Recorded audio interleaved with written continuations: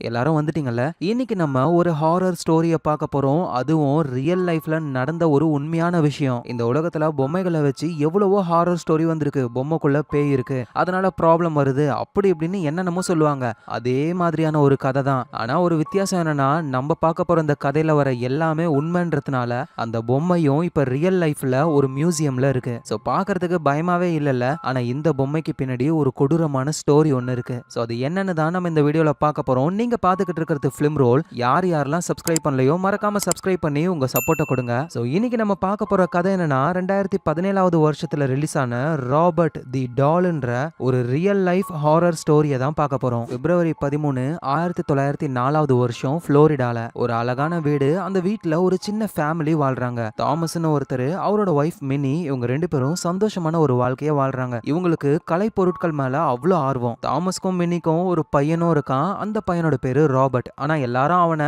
ஜீனு தான் கூப்பிடுவாங்க. இந்த ஜீன் ரொம்ப ரொம்ப அமைதியான பையன். அவ்வளவா வெளியெல்லாம் போகவே மாட்டான். அதனால ஸ்கூல்லயும் இவனுக்கு ஃப்ரெண்ட்ஸ்னு யாரும் கிடையாது. வீட்டுல ஜீனுடைய அப்பாவும் அம்மாவும் இந்த கலை பொருட்கள் எல்லாம் பாத்துக்கிட்டு இருக்காங்க. அப்ப ஜீன் அங்க இருக்கிற ஒரு ஸ்டாச்சுவை எடுக்கும் பொழுது டக்குன்னு அவங்க அப்பா அந்த ஸ்டாச்சுவை பிடிங்கிட்டு, ஜீன் உங்ககிட்ட நான் எவ்வளவு தடவை சொல்லியிருக்கேன், இந்த ஸ்டாச்சு மேலாம் நீ கை வைக்கவே கூடாது, உன்னோட டாய்ஸ் கூட போய் விளையாடு அப்படின்னு தள்ளி விட்டுறாரு. அந்த பையன் ஜீனும் சோகமா அப்படியே போயிடுறான். ஏன்னா விளையாடுறதுக்கு நல்ல டாய்ஸ் கூட அவங்க கிட்ட கிடையாது. இதை ஜீனுடைய அம்மாவும் பாக்குறாங்க. அவங்க ரொம்ப கஷ்டப்படுறாங்க. இந்த விஷயம் நம்ம ஜீனோட பாட்டிக்கு தெரிய வந்து அவங்க ஜெர்மனில இருந்து ஒரு பார்சலா அனுப்புறாங்க. ஜீனோ ஓடி வந்து அது என்ன பார்சல்னு ஓபன் பண்றான். பார்த்தா அது ஒரு பெரிய பாக்ஸ். அந்த பாக்ஸ்ல கொஞ்சம் மட்டும் கேப் தெரியுது. அதுல ஒரு பொம்மை இருக்கு. சோ அந்த பொம்மை வந்து கப்பலை ஓட்டுற கேப்டன் மாதிரியான ஒரு ட்ரெஸ் காஸ்டியூமை போட்டிருக்கு. அந்த பொம்மையை அவ்வளவு சூப்பராலாம் செய்யல. முகமே பார்க்க ஒரு மாதிரி தான் இருக்கு. கண்ணுலாம் ஒன்னு கீழேயும் ஒன்னு மேலேயும் இருக்கு. சோ அந்த பொம்மை கூடவே ஒரு லெட்டர் வந்திருக்கு. அத ஜீனுடைய அப்பா தாமஸ் படிக்கிறாரு. என்னோட பேரன் பாவம் தனியா கஷ்டப்பட்டுக்கிட்டு இருக்கான். இதுக்கப்புறம் அவனுக்கு துணையா அந்த பொம்மை இருக்கும் அப்படின்னு சொல்றாங்க.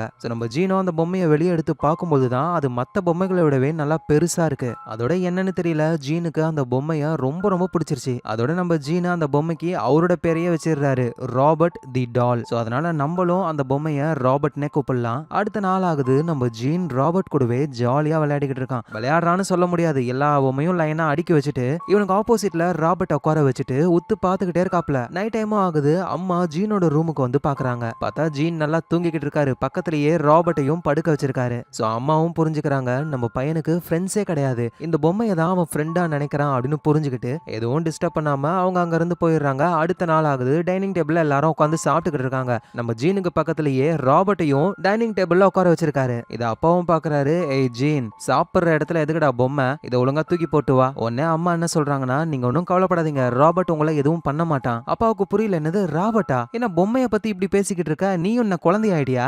எங்க நம்ம பையன் அந்த பொம்மை கூட ரொம்ப நல்லா கனெக்ட் ஆயிட்டான். இப்ப அந்த ராபர்ட் தான் அவனுக்கு ஃப்ரெண்டு மாதிரி. சோ அதனால நம்ம பையன் ஜீன் என்ன பண்ணணுமோ பண்ணட்டும், அது கூட சந்தோஷமா விளையாடட்டும், தேவையில்லாம திட்டாதீங்க ப்ளீஸ் அப்படின்னு சொல்ல அப்பாவும் கொஞ்சம் கம்முன்னு இருக்காரு. ஆனா அந்த ஜீன் இருக்கானே, அவன் தான் ஒரு மாதிரி முழிச்சுக்கிட்டே இருக்கான். அப்படியே திரும்பி அந்த ஜீன் பொம்மைய ஒரு மாதிரி வித்தியாசமா பாக்குறான். சோ சாப்பிட்டு முடிச்சுட்டு அப்பா ஆபீஸ்க்கு போயிடுறாரு. இங்க அம்மா கண்ணாடியில அவங்க முகத்தை பாத்துக்கிட்டு இருக்கும் போதே ஆபீஸ்க்கு போன அப்பாவோட குரல் கேக்குது. என்னது இவரு ஆபீஸ்க்கு போகாம வீட்டுக்கு திரும்ப வந்துட்டாரா? தாமஸ் எங்க இருக்கீங்க அப்படின்னு கூப்பிட்டுக்கிட்டே போறாங்க. இவங்களோட பையன் ஜீனோட ரூம்குள்ள இருந்து தான் அப்பா பேசுற சவுண்ட் கேக்குது. அம்மாவும் தாமஸ் ஜீனோட ரூம்ல நீங்க இருக்கீங்க அப்படின்னு ரூம் டோரை ஓபன் பண்ணி பார்த்தா அங்க ஜீனும் அவனோட அந்த ராபர்ட்ன்ற பொம்மையும் மட்டும் தான் இருக்கு. ஏய் ஜீன், இப்ப அப்பா பேசுற சவுண்ட் கேட்டது இந்த ரூம்ல இருந்து. ஆனா ஜீன் அம்மாவை பார்த்து அப்பாவோட சவுண்ட்லாம் அது கிடையாது அப்படின்ற மாதிரி தலைய மட்டும் ஆட்டுறான். சோ அம்மாவுக்கு எதுவும் புரியல. அவரோட குரல் கேட்டுதே, ஒருவேளை பிரம்மையா இருக்குமோ அப்படின்னு அங்க இருந்து போயிடுறாங்க. அவங்க போனதுக்கு அப்புறம் திரும்பவும் ஜீன் அந்த ராபர்ட்ன்ற பொம்மையை பார்த்துக்கிட்டே இருக்கான். அந்த பொம்மை அப்படியே கம்முன்னு தான் இருக்கு. ஆனா அந்த பையன் சிரிக்கிறான். சோ அப்படின்னா அந்த பொம்மை ஏதோ பேசுது போல இவங்கிட்ட.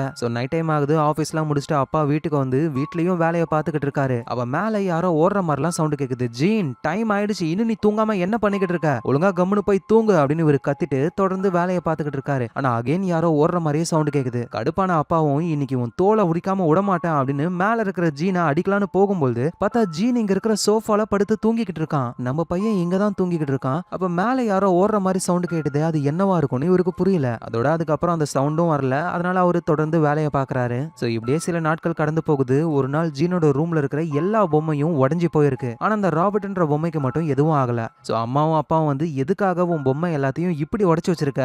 அம்மா, இதை ஒன்னும் நான் உடைக்கல, சும்மா சொல்லாத, உன் ரூம்குள்ள வேற யாரு வந்து இதெல்லாம் உடைச்சிருப்பா? உடனே ஜீனோ அப்படியே திரும்பி ராபர்ட்டை பார்த்து, ராபர்ட் தான் இது எல்லாத்தையும் பண்ணா அப்படின்னு சொல்றாரு. இதை கேட்டு அப்பா செமையா கடுப்பாகிறாரு. ஜீன், என்ன உளறிக்கிட்டு இருக்கன்னு உனக்கே தெரியுதா? அது ஒரு பொம்மை, அவ்வளவுதான். கொஞ்ச நாளாவே நீ நைட்ல தூங்காம அங்க எங்கன்னு ஓடிக்கிட்டு இருக்க, சவுண்ட் கேக்குது. அப்புறம் வீட்டை கிளீன் பண்ண வந்த ஹவுஸ் கீப்பிங் லேடி எல்லாம் நீ பயம்புறுத்தி இருக்க. கேட்டா அதெல்லாம் பண்ணது நான் கிடையாது, ராபர்ட் தான் பண்ணா, ராபர்ட் தான் பண்ணான்னு ஒரு பொம்மையை சொல்லிக்கிட்டு இருக்க. ஜீன் புரிஞ்சுக்கோ, இது ஒரு பொம்மை, இது ஒன்னும் உண்மை கிடையாது எப்படின்னா அப்பா ஜீன் கிட்ட ரொம்ப கோவமா நடந்துக்கிறாரா. ஜீனும் ராபர்ட் ஒன்னும் வெறும் பொம்மை கிடையாது, அவன் உண்மையான ஆளு. அதோட நீங்க என்கிட்ட இப்படி கோவமா நடந்துக்கிறது ராபர்ட்டுக்கு சுத்தமா பிடிக்கவே இல்ல இப்படின்னு ஜீன் அந்த ராபர்ட்ன்ற பொம்மைக்கு உண்மையிலேயே உயிர் இருக்கு அப்படின்ற மாதிரி நம்புறானா. இவங்களுக்கும் என்ன பண்றதுன்னு தெரியல. ஜெர்மனில இருந்து அந்த பொம்மையை அனுப்புனாங்கல்ல நம்ம ஜீனோட பாட்டி, அவங்க கிட்ட எல்லா விஷயத்தையும் சொல்ல அவங்களே நேரடியா இங்க வராங்க. சோ பாட்டி என்ன சொல்றாங்கன்னா, பாவம் ஜீன் தனியா ஃப்ரெண்ட்ஸே இல்லாம இருக்கான். சோ இந்த பொம்மையை வச்சுக்கிட்டு அவன் ஜாலியா விளையாடிக்கிட்டு இருப்பான், ஃப்ரெண்டு கிடைச்சவனையுமே அதை தூக்கி போட்டுருவான் அப்படின்னு தான் நான் அனுப்புனேனே. ஆனா இந்த அளவுக்கு அந்த பொம்மை உயிரோட இருக்குன்னு சொல்லுவான்லாம் நான் எதிர்பார்க்கல. அதோட ஜீன் இந்த மாதிரி ஆனதுக்கு காரணம் நான் ஒன்னும் கிடையாது, நீதான் அப்படின்னு ஜீனோட அம்மாவை அவங்க திட்டுறாங்க. அம்மாவுக்கு எதுவும் புரியல. அவன் அந்த மாதிரி நினைச்சுக்கிட்டான், நான் என்ன பண்ணுவேன் அதுக்கு? ஏன்னா நீ ஜீன் கிட்ட அது வெறும் பொம்மை தான் சொல்லாம ஸ்டார்டிங்ல அந்த பொம்மை இருக்கிற மாதிரியே டைனிங் டேபிள் எல்லாம் உட்கார வச்சு சோறு போட்டிருக்கல நீ. சோ நீ இந்த மாதிரி பண்ணதுனாலதான் இந்த பொம்மைக்கு உயிர் இருக்கு அப்படின்னு அவன் நினைச்சுக்கிட்டு இருக்கான். சரி ஓகே, இப்ப என்னதான் பண்ணணும் அப்படின்னு அம்மா கேட்கும் பொழுது, அந்த பொம்மைய மொத்தமா நீங்க அழிக்கணும், ஒரு நூல் கூட மிஸ் ஆக கூடாது. ஆனா அம்மா என்ன சொல்றாங்கன்னா, என்னால முடியாது, என் பையன் ரொம்ப நாள் கழிச்சு ஒரு பொருள் மேல இவ்வளவு ஆசைப்படுறான், அவன் ஆசைப்படுற பொருளை அழிக்க எனக்கு சுத்தமா பிடிக்கவே இல்லை. உடனே அப்பா என்ன சொல்றாருன்னா, சரி ஓகே அழிக்க வேணாம், அந்த பொம்மையை வச்சு நம்ம பையன் ஜீன் விளையாடாத மாதிரி பண்ணலாம் அப்படின்னு நேரா அவரு ஜீன் கிட்ட இருந்து அந்த பொம்மையை வாங்கி அந்த பொம்மைக்கு ஏத்த மாதிரியே சவப்பெட்டி மாதிரி ஒன்னு ரெடி பண்ணி அதுல அந்த பொம்மையை வச்சு அதை க்ளோஸ் பண்ணி ஆணி அடிச்சிடுறாரு. இதெல்லாம் பாக்குற ஜீனு அழுதுகிட்டே இருக்கான். அப்பா ப்ளீஸ்ப்பா அந்த மாதிரி பண்ணாதீங்கப்பா, இருட்டுனா ரொம்ப ரொம்ப பயம்பா, வேணாம்ப்பா வேணாப்பான்னு கத்துறான். ஆனா அப்பா கண்டுக்கிற மாதிரியே இல்ல, மொத்தமா சீல் பண்ணி நம்ம ஜீன் எடுக்காத மாதிரி எங்கேயோ வச்சிடுறாரு. ஸோ பாவம் ஜீன், அவனுக்கு கிடைச்ச ஒரு ஃப்ரெண்டு, அந்த ஃப்ரெண்டும் இப்போ இல்லை, அதை நினச்சி ரொம்ப கஷ்டப்படுறான். ஸோ அடுத்த நாள் ஆகுது, அந்த பாட்டிமாவும் இங்கேயே தங்குறாங்க. அவங்க தங்கிக்கிட்டு இருந்த ரூம் வந்து ஓப்பனில் இருக்கு. ஸோ அம்மாவும் போகிறாங்க, என்ன பாட்டிமா சீக்கிரமா எழுந்துட்டீங்க போலயே அப்படின்னு உள்ள போய் பார்த்தா பெட்ல அவங்கள காணோம். பார்த்தா அந்த ரூமுடைய ஒரு மூலையில அந்த பாட்டிமா இறந்து போயிருக்காங்க, அதுவும் அவங்கள யாரோ கொன்னு இருக்காங்க. ஸோ இதை பார்த்து அம்மா ஷாக் ஆகுறாங்க, யாரோ ஒருத்தன் உள்ள வந்து கொலை பண்ணிட்டான் போல, நம்ம பையனுக்கு என்ன ஆச்சோன்னு வேகமா ஓடி போயிட்டு ஜீனோட ரூமை திறந்து பார்த்தா நல்ல வேளை ஜீன் தூங்கிக்கிட்டு இருக்கான். ஸோ இவங்களும் பக்கத்துல போயிட்டு லைட்டை ஆன் பண்ணி பார்க்கறாங்க. பார்த்தா அந்த பொம்மை ராபர்ட் அது இருக்கு. நம்ம ஹஸ்பண்ட் தான் இந்த பொம்மையை ஒரு பாக்ஸ்குள்ள ஆணி அடிச்சு ஆட்டிக்ல தூக்கி போட்டாரே, அப்புறம் எப்படி இது வந்ததுன்னு அவங்களுக்கு சுத்தமா புரியல. ஸோ எது என்னவோ பாட்டிமா இறந்து போயிட்டாங்க. ஹாஸ்பிட்டல்ல இருந்து ஆளுங்களாம் வந்து பாட்டிமாவோட உடம்ப ஹாஸ்பிட்டலுக்கு கொண்டு போயிட்டு செக் பண்ணி பார்க்கறாங்க. பார்த்தா மூச்சு விட முடியாம அவங்க இறந்து போயிட்டாங்க அப்படின்னு சொல்றாங்க. வயசானா இந்த மாதிரி நடக்கிறதுலாம் நார்மலான விஷயம் தான் அப்படின்னு ஹாஸ்பிட்டல்ல சொல்றாங்க. ஆனா அம்மாவுக்கு இதுல சுத்தமா நம்பிக்கையே இல்ல. யாரோ ஒருத்தங்க தான் பாட்டிமாவை கழுத்தை நெரிச்சு கொன்னு இருக்காங்க அப்படின்னு புரிஞ்சுக்கிறாங்க. சோ அம்மா போயிட்டு ஜீன் கிட்ட, இங்க பாரு ஜீன், நான் கேட்கறதுக்கு உண்மையை மட்டும் சொல்லு, அம்மா உன் மேல கண்டிப்பா கோவம்லாம் பட மாட்டேன். அந்த ராபர்ட்ன்ற பொம்மையை நாங்க பாக்ஸ்குள்ள அடிச்சு ஆட்டிக்ல தூக்கி போட்டோம், அப்புறம் எப்படி அந்த பொம்மை திரும்ப வந்தது? உடனே அந்த பையன் ஜீனும் அப்படியே மேல பாக்குறான். ரொம்ப நேரமா அப்படியே மேல பாத்துக்கிட்டே இருந்துட்டு, அம்மா நான் ராபர்ட்டுக்கு ப்ராமிஸ் பண்ணிருக்கேன், நான் எந்த விஷயத்தையும் உங்ககிட்ட சொல்லக்கூடாதான். ஆனா ஒரு விஷயம் மட்டும் நான் சொல்றேம்மா, நீங்க ராபர்ட்டை பார்க்காத டைம்ல ராபர்ட் ரொம்ப பவர்ஃபுல்லா இருப்பான். சோ அம்மாவும் புரிஞ்சுக்கிறாங்க, ஒருவேளை பாட்டி வந்து நேச்சுரலா இறந்து போயிருப்பாங்க, இந்த பொம்மை எப்படி வெளியே வந்திருக்கும்னா நம்ம பையன் ஜீன் தான் கொண்டு வந்திருப்பான், அவனுக்கு மென்டலா ஏதோ ஒரு ப்ராப்ளம் இருக்கு, அதான் இப்படி பண்றான்னு புரிஞ்சுக்கிட்டு இதே வீட்ல இருந்தா ஜீன் சரியாக மாட்டான்னு ஒரு வருஷத்துக்கு போர்டிங் ஸ்கூலுக்கு அனுப்புறாங்க. சோ எல்லாத்தையும் பேக் பண்றாங்க. ஜீனுடைய அம்மாவும், இங்க பாரு கண்ணா, அம்மாவுக்கு உன்ன ரொம்ப ரொம்ப பிடிக்கும், அது உனக்கு தெரியும்ல, நான் பண்றது எல்லாமே உன் நல்லதுக்காக தான் அப்படின்னு சொல்றாங்க. சோ அப்பாவும் ஜீனை போர்டிங் ஸ்கூலுக்கு அனுப்பி வைக்கிறாரு. இன்னும் சொல்ல போனா ஒரு வருஷம்லாம் கிடையாது, மேபி யாருக்கு தெரியும், ஜீன் சரியாகிற வரைக்கும் அவன் வீட்டுக்கு வராம கூட போகலாம். இதனால அம்மா ரொம்ப ரொம்ப கஷ்டப்படுறாங்க.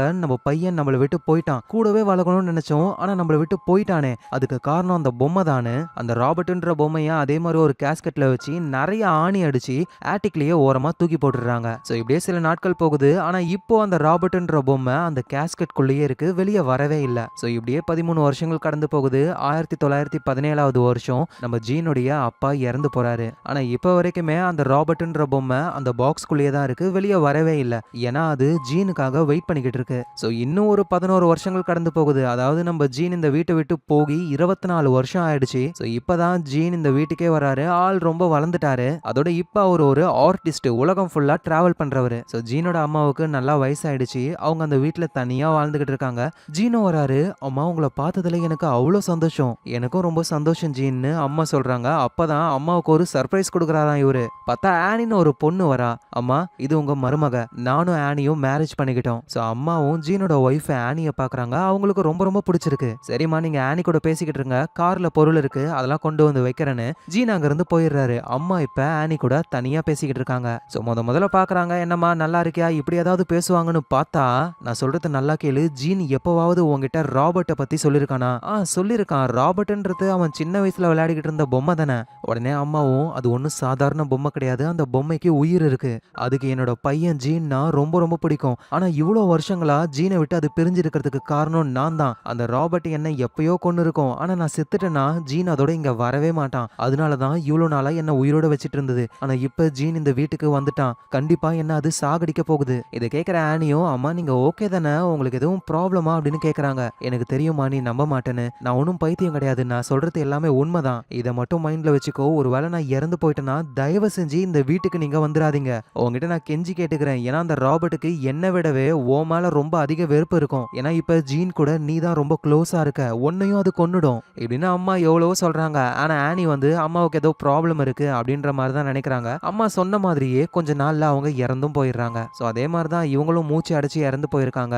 ஸோ அம்மா ஆனி கிட்ட ஒரு விஷயம் சொல்லுவாங்கல்ல, நான் இறந்து போயிட்டேன்னா தயவு செஞ்சு இந்த வீட்டுல நீங்க தங்காதீங்கன்னு. ஆனா அதை எதையுமே ஆனி கண்டுக்காம ஜீனை கூட்டிட்டு இதே வீட்லயே அவங்க வாழ ஆரம்பிக்கிறாங்க. அந்த ராபர்ட்ன்ற பொம்மையும் இப்ப பாக்ஸை விட்டு வெளியே வந்துருச்சு. இந்த ராபர்ட் ஒரு சாதாரண பொம்மை தான் அப்படின்னு நினைச்சுக்கிட்டு அந்த ஆனியும் வீட்டுல வச்சிருக்காங்க. நம்ம ஜீனும் இவ்வளோ வளர்ந்துட்டாரு, ஆனா இருந்தாலும் ராபர்ட் கூட பொம்மையெல்லாம் வச்சுக்கிட்டு விளையாடிக்கிட்டு இருக்காரு. அடுத்த நாள் ஆகுது, நம்ம ஜீனோட ஒய்ஃப் ஆனி இருக்காங்களே, அவங்க கிச்சன்ல வேலையை பார்த்துக்கிட்டு இருக்காங்க. அப்ப கத்தி எடுக்கலான்னு ட்ரை பண்ணும்போது ஆல்ரெடி அங்க இருந்த ஒரு கத்திய காணோம். எங்க போயிருக்கோம் அப்படின்னு தேடி பார்த்துக்கிட்டே வந்தா கிச்சன்ல அந்த ராபர்ட்ன்ற பொம்மை இருக்கு, அதுக்கு பக்கத்துலயே கத்தியும் இருக்கு. சோ இந்த பொம்மை இங்க என்ன பண்ணுதுன்னு அவங்களுக்கு புரியல. அந்த கத்தியை எடுத்துட்டு அப்படியே ஒரு ரூம் குள்ள போறாங்க. டக்குன்னு அந்த ரூமும் அப்படியே க்ளோஸ் ஆயிடுது. இவங்களும் கத்துறாங்க, ஜீன் எங்க இருக்க, டோர் லாக் ஆயிடுச்சு, சீக்கிரம் என்ன வெளியே கொண்டு வா அப்படின்னு கத்துறாங்க. அப்பதான் டோருக்கு வெளியே யாரோ நடந்து போற மாதிரி தெரியுது. ரிஃப்ளெக்ஷன்ல அந்த ராபர்ட்ன்ற பொம்மையோட ட்ரெஸ் மாதிரியே தெரியுது. இதை பார்த்த உடனே அவங்க ஷாக் ஆகுறாங்க. அடுத்தது அந்த டோரை யாரோ ஓபன் பண்றாங்க. சோ பயந்து போன ஆனி டோரை ஓபன் பண்ண விடாத மாதிரி அப்படியே க்ளோஸ் பண்ணிக்கிட்டே இருக்காங்க. கொஞ்ச நேரம் கழிச்சு எந்த சவுண்டும் கேட்கல. இவங்களும் டோரை திறந்து அங்க இருந்து வெளியே வந்துடுறாங்க. நடந்த எல்லா விஷயத்தையும் ஜீன் கிட்டையும் சொல்றாங்க. இந்த ராபர்ட்ன்ற பொம்மை தான் பண்ணுச்சு அப்படின்லாம் அவங்க சொல்லல. ஜஸ்ட் டோர் திடீர்னு லாக் ஆச்சு, யாரோ வந்த மாதிரி இருந்ததுன்னு மட்டும் தான் சொல்றாங்க. ஆனா இவங்களோட மனசுக்குள்ள ஒருவேளை இது பொம்மையா இருக்கலாமோ அப்படின்னு தோணுது. சோ நைட் டைம் ஆகுது, ஆனியும் ஜீனும் தூங்கிக்கிட்டு இருக்காங்க. ஆனி மட்டும் கண்ணை முழிச்சு எழுந்துக்கிறாங்க நடு ராத்திரியில. சோ ஜீனுக்கு தெரியாம மெதுவா எழுந்து போயிட்டு ராபர்ட்ன்ற அந்த பொம்மையை தூக்கி கொண்டு போய் வெளியே வச்சு பெட்ரோல் ஊத்தி கொளுத்துறாங்க. ஏன்னா ஆனி வந்து முழுசா நம்பல, ஆனா இருந்தாலும் அந்த பொம்மை இருக்கிறது நமக்கு சேஃப் கிடையாதுன்னு அவங்களுக்கு தோணி இருக்கு. அதனால எரிச்சிட்டாங்க. சோ அப்புறம் வீட்டுக்கு போயிட்டு அவங்க நிம்மதியா தூங்குறாங்க. அடுத்த நாள் ஆகுது, டைனிங் டேபிளுக்கு போனா அங்க ஜீன் இருக்காரு, பக்கத்திலேயே அந்த ராபர்ட்ன்ற பொம்மையும் இருக்கு. அப்படியே புத்தம் புதுசா இருக்கு. இத பார்த்த உடனே ஆனியோட உடம்பே நடுங்கி போகுது. அப்படின்னா ஜீனுடைய அம்மா சொன்னது எல்லாமே உண்மைதான், இது ஒன்னும் சாதாரண பொம்மை கிடையாது, இது ஒரு பேய் பொம்மை அப்படின்னு அவங்க புரிஞ்சுக்கிறாங்க. ஆனா இந்த விஷயத்த ஆனி ஜீன் கிட்ட சொல்லலாமா வேணாமான்னு யோசிக்கிறாங்க. ஏன்னா ஒருவேளை ஜீன் இதெல்லாம் நம்பலனா நம்மளையும் பைத்தியம்னு சொல்லுவாருன்னு எதுவும் சொல்லாம கம்முன்னு இருக்காங்க. ஆனா இப்ப ஜீன் ஆனி கிட்ட ஒரு விஷயத்த சொல்றாரு, நேத்து நைட்டு நீ ராபர்ட்டுக்கு என்ன பண்ணன்னு எனக்கு தெரியும், ராபர்ட் உன் மேல கொலை கான்ல இருந்தான், ஆனா நான் இப்ப ராபர்ட் கிட்ட பேசி உனக்கு எந்த ப்ராப்ளமும் கொடுக்காத மாதிரி பண்ணிட்டேன். சோ இனிமே நீ இந்த வீட்டுல சந்தோஷமா இருக்கலாம் அப்படின்னு அவரு சொல்றாரு. ஆனி ஷாக் ஆகுறாங்க. அப்படின்னா அந்த பேய் பொம்மை கூட நீ பேசிக்கிட்டு இருந்திருக்க அப்படின்ற விஷயமே இவங்களுக்கு இப்பதான் புரிய வருது. சோ ஸ்டார்டிங்ல கொஞ்ச நாள் அவங்க பயந்து பயந்து வாழ்றாங்க, அப்புறம் போக போக பழகிடுது. சோ இப்படியே அந்த ராபர்ட்ன்ற பேய் பொம்மை கூடயே நம்ம ஜீனும் ஆனியும் வாழ ஆரம்பிக்கிறாங்க. பல வருஷங்கள் கடந்து போகுது. பக்கத்து வீட்டுக்காரங்களாம் இவங்க வீட்டு வழியா நடந்து போகும்பொழுது ஜன்னல் வழியா அந்த ராபர்ட்ன்ற பொம்மை பாக்கறதா சொல்றாங்க. சோ இதனாலேயே அந்த வீட்டு பக்கம் போகிறதுக்கு நிறைய பேர் பயப்படுவாங்க. சோ இப்படியே நாட்கள் கடந்து போகுது. ஒரு கட்டத்துல 1974 வருஷத்துல நம்ம ஜீன் இறந்து போறாரு. அந்த ராபர்ட்ன்ற பொம்மையும் அந்த வீட்லயே இருக்கு. அப்புறம் அந்த வீட்டை வேற ஒருத்தங்களுக்கு வித்துடுறாங்க. அப்படி இன்னொரு ஃபேமிலி வராங்கல்ல, அந்த ஃபேமிலியையும் இந்த ராபர்ட் பயமுறுத்த ஆரம்பிக்குது. சோ ராபர்ட்டுடைய ஒய்ஃப் மூலியமா நடந்த எல்லா விஷயங்களும் அந்த ஃபேமிலிக்கு தெரிய வருது. சோ அந்த ஃபேமிலியும் இந்த விஷயங்கள் எல்லாத்தையும் மியூசியம்ல இருக்கிறவங்க கிட்ட சொல்லிட்டு ராபர்ட்ன்ற அந்த பொம்மையையும் மியூசியம்ல கொடுத்துடுறாங்க. சோ அந்த பொம்மை அந்த வீட்டை விட்டு போனதுக்கு அப்புறம் அந்த வீட்டுல எந்த ப்ராப்ளமும் இல்ல, நிம்மதியா அந்த ஃபேமிலி வாழ்றாங்க. சோ இன்னைக்கு வரைக்குமே ராபர்ட்ன்ற அந்த பேய் பொம்மை அமெரிக்காவுடைய கீ வெஸ்ட்ன்ற ஒரு ஊருடைய மியூசியம்ல இருக்கு. அதுவும் அந்த ராபர்ட் இருக்கிற இடம் மட்டும் ஒரு குகை மாதிரி தனியா வச்சிருக்காங்க. சின்ன பசங்க உள்ள போக கூடாது, அப்படியே போகணும்னா பெரியவங்க கூட தான் அவங்க போகணும். ஆனா அதுலயும் ஒரு ப்ராப்ளம் இருக்கு. இப்ப கூட நீங்க அந்த ராபர்ட்ன்ற பொம்மைய பார்க்க போகலாம். ஆனா ரொம்ப மரியாதையா நடந்துக்கணும். நீங்க அந்த பொம்மைய ஃபோட்டோ எடுக்கணும் அப்படின்னா ஃபர்ஸ்ட் அந்த பொம்மை கிட்ட பெர்மிஷன் கேட்கணும். கொஞ்சம் வெயிட் பண்ணணும். அதுக்கப்புறமா தான் ஃபோட்டோஸ்லாம் எடுக்கணுமே. அதை விட்டுட்டு இது சாதாரண பொம்மை தானே அப்படின்னு நெக்கலா நிறைய பேர் பண்ணிருக்காங்க. அந்த பொம்மைய பார்த்துட்டு போனதுக்கு அப்புறம் அவங்க லைஃப்ல மோசமான விஷயங்கள் நடந்திருக்கு. ஸோ திரும்ப அந்த பொம்மை கிட்டயே வந்து சாரி கேட்டு லெட்டர்லாம் எழுதிருக்காங்க. அந்த லெட்டர்ல அந்த பொம்மை கிட்ட கால்ல விழாத குறையா நிறைய பேர் கெஞ்சிருக்காங்க. அந்த லெட்டரை நம்ம படிக்கணுன்றதுக்காக அதையும் டிஸ்ப்ளே பண்ணி வச்சிருக்காங்க. ஸோ அவ்வளவுதான், ராபர்ட் தி டால்ன்ற இந்த கதை இங்கேயே முடியுது. ஸோ இதுதான் அந்த மியூசியம்ல இருக்கிற உண்மையான டாலே. பார்க்கிறதுக்கு அவ்வளவா பயம் இல்லாத மாதிரி தெரிஞ்சாலும் அதோட கதையை கேட்டதுக்கு அப்புறம் அதை பார்க்கவே பயமா இருக்குப்பா. நம்ம ராபர்ட்டை பார்த்துட்டு ஜீனை பார்க்காம இருந்தா என்ன அர்த்தம்? இதோ இருக்காரு, இவரு தான் ஜீனு. பார்க்க நார்மலா தான் இருக்காரு, ஆனா பேய் கூட சவகாசம் வச்சிருக்காரு. எதே என்னவோ இந்த கதை உண்மைதான்னு நிறைய பேர் நம்புறாங்க. நம்ம லைஃப்ல உயிரே இல்லாத நிறைய பொருளுக்கு நம்ம நம்பிக்கையையும் பாசமும் வச்சு அந்த பொருளை உயிர் உள்ளதா நம்ம மாத்துறோம். அதோட அந்த பொருளுக்கு நிறைய சக்தியும் கிடைக்கும். ஸோ நீங்க அந்த பொருள் மேல பாசம் வைக்கிறீங்க, பதிலுக்கு அந்த பொருள் உங்க மேல பாசம் வைக்குமான்றது ஒரு கேள்விதான். ஸோ எல்லாமே ஓரளவுக்கு இருந்தாதான் நல்லது. அது பணமா இருந்தாலும் சரி, பாசமா இருந்தாலும் சரி. ஸோ இந்த கதை கண்டிப்பா உங்க எல்லாருக்கும் பிடிச்சிருக்கும் அப்படின்னு நான் நம்புறேன். மறக்காம உங்க ஃபிலிம் ரோல சப்ஸ்கிரைப் பண்ணிக்கோங்க. சப்ஸ்கிரைப் பண்றீங்களா இல்ல உங்க வீட்டுக்கு ஒரு ராபர்ட்டா பார்சல் அனுப்பட்டுமா? சரி சும்மா தான் சொன்னேன். நீங்க மறக்காம சப்ஸ்கிரைப் பண்ணிடுங்க. ஏன்னா உங்க சப்போர்ட் தான் எனக்கு வேணும். நாளைக்கு நம்ம வேற லெவல் மூவில பார்க்கலாம். Lots of love guys.